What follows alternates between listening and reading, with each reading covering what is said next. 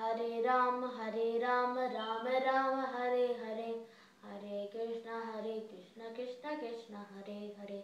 Kalaye Sundarakaram Sadeka Priyadarshanam Ajnana Nashakam Devam Satgurum Muralidharam Murali Mandita Karakamalam Munijana Mohanam Yatyasta Padam Vanamala Dharinam Prema Bhaktamandala Nitya Kirtitam Shri Premika Varadam Ashayeham Krishnaya Vasudevaya Devaki Nandanaya Cha Nanda Gopa Kumaraya Govindaya Namo Namaha Krishnaya Vasudevaya Haraye Paramatmane Pranata Klesha Nashaya Govindaya Namo Namaha Nama Sankirtanam Yasya Sarva Papa Pranashanam Pranamo Dukkha Samanaha Tam Namami Harim Param Shri Hariye Namaha Shri Hariye Namaha Shri Hariye Namaha Gopika Jivana Smaranam Govinda Govinda Satgurunatha Maharaj Ki Jai. By the benign grace of Thakuruji and Guruji, I am here to present in front of you. Some spiritual speakers say that life has no purpose and that you should enjoy it. Other people who don't even think at all might follow them too. But Bhagavatam clearly says that for every person, Krishna has an underlying purpose that he has in his mind. We have to go through a journey to discover what purpose we are here for, which is already being built up by Krishna. Brahma-Stuti is in the 3rd canto and 9th chapter. Since Brahma is Swayambhu, he came out from the navel of Bhagavan. He looked around, he couldn't find anything, and he didn't know why he was here, he didn't know what he was doing. He got an intuitive flash revealed by Bhagavan, which said, Tapaha, Tapaha. So Brahmaji controlled all his senses, quietened his mind, and did japam for 1,000 years. And after that, he finally got the darshan of Bhagavan resting in Adishesha, attending by all his devotees. Brahmaji could expect the truth to be so beautiful. Immediately, Brahmaji, who none other than the eternal Vedas, folded his palms and showered 25 verses in praise of the Lord. Brahmaji started, O Lord, even that which appears to exist is not real. It is due to your Maya that you disturb the equilibrium of qualities. It is ever in you. Ignorance can never approach you. The form that you showed me right now is the seed of the million avatars that is yet to come. I know that this form is no different from Nirguna Rupam. You, my Lord, because of your grace, you have taken this form, because we cannot worship you without any form. The beauty of the Bhagavatam-Mahapurana is that it shows the absolute equivalence between the Nirguna Rupam, the Nirguna Brahma, and the Saguna Brahma. Both the form and the formless aspects are one and the same. Here, Brahmaji is saying that Saguna Brahman is the source of the universe, but it is beyond the universe and unaffected by Maya. We people will get a little deluded by Maya, but Mayavi, which is Krishna, will never get deluded by Maya. Our Sri Swamiji says that Nirguna Rupam is like pure water. It quenches our thirst. He says that Saguna Brahman is like flavored water. It has a little basil, cardamom, saffron, etc. We love and relish it even more. It's so tasty. The tirtham that they give in the temples are very tasty, right? Saguna Brahman has no mixture of Maya. It is Brahman itself.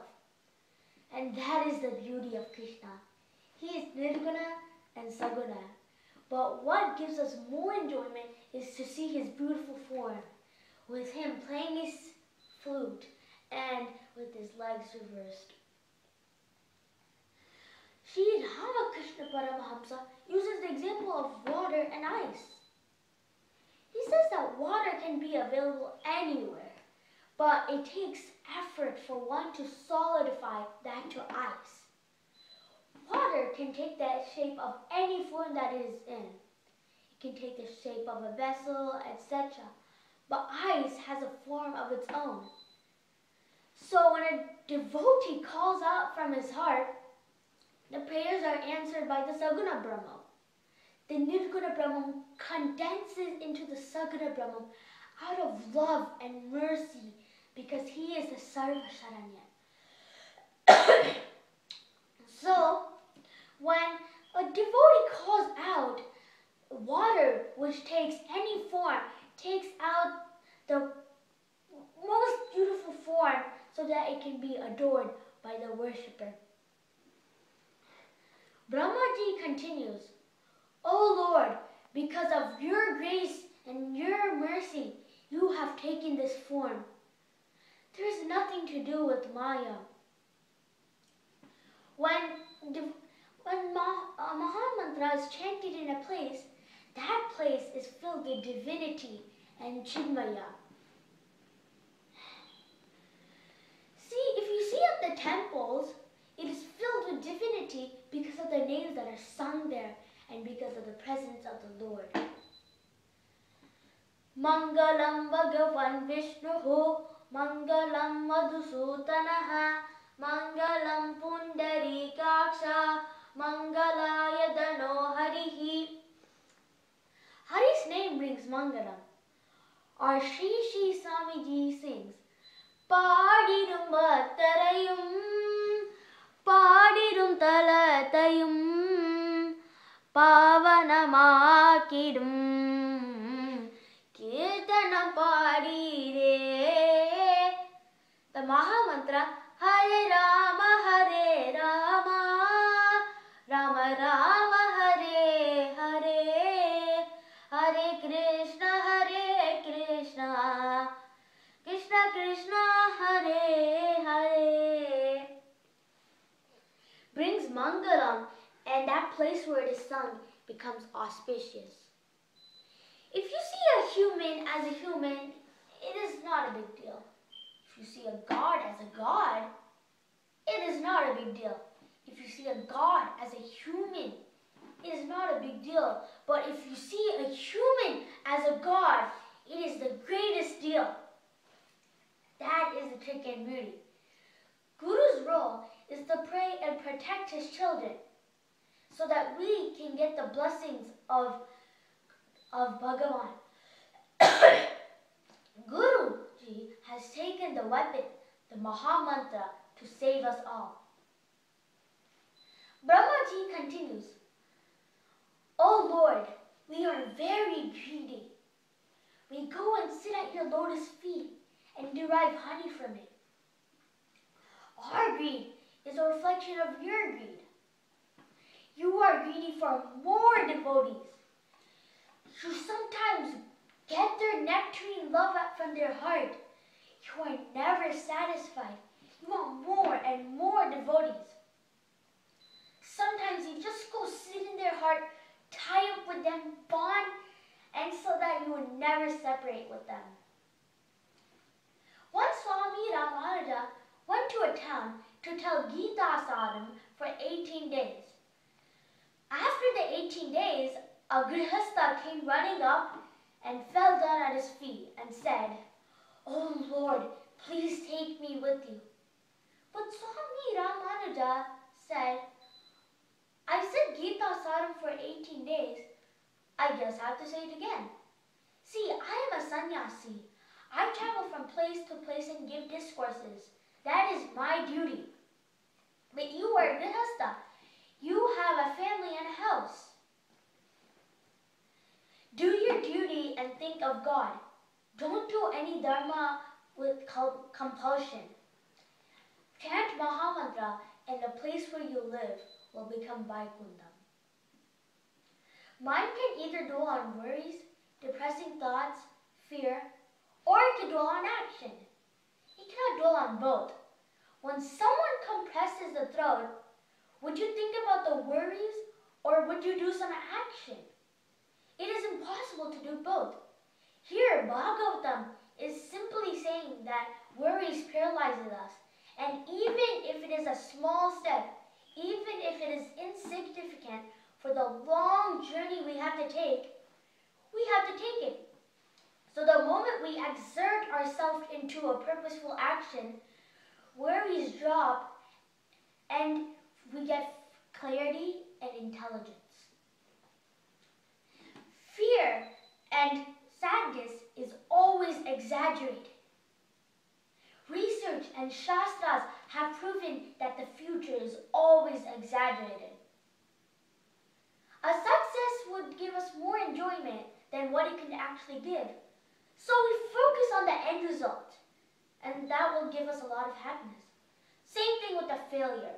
We exaggerate the failure far more than what it is. So if we do an action, if we take a step, worries drop, fear drops, and we have clarity. Imagine that we're going to a road trip to Madhurapuri and you have to travel 2,500 meters. This is at night time, and so there are no street lights. Even though the path is spiritually lighted, there are no lights on. The car headlights can only go up to 10 meters. A child might think, like, oh my gosh, how are we going to cover 2,500 meters if the car headlights will only go up to 10 meters? But a father knows that first we have to cover the first 10 meters and the next 10 meters will be illuminated. And finally, we will reach our destination. So even if we take a small step of that 1,000 steps we have to take in our long journey, we should focus on that step alone. And if Brahmaji thought about, how the child might think, then he would have gotten the darshan of Bhagavan himself. So Brahmaji controlled all his senses, and that's why he got the darshan of Bhagavan. Brahmaji finally finished. O Lord, I offer my obeisances to you, the tree of the cosmic creation, sustenance, and dissolution. Please bless me. Shri Hare Namaha, Shri Hare Namaha, Shri Hare Namaha, Gopika Jeevana Smaranam, Govinda, Govinda, Sadgurunatha Maharaj Ki Jai.